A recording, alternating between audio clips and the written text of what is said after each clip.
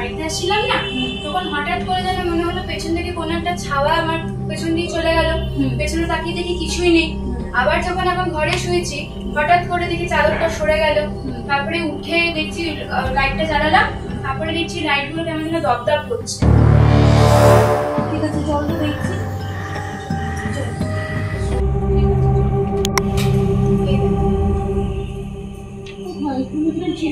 তখন হচ্ছিল দেখতে পাচ্ছি না। ঠিক আছে, তুই এখন শো, একটু আরাম কর, কালকে সকালে দেখা যাবে।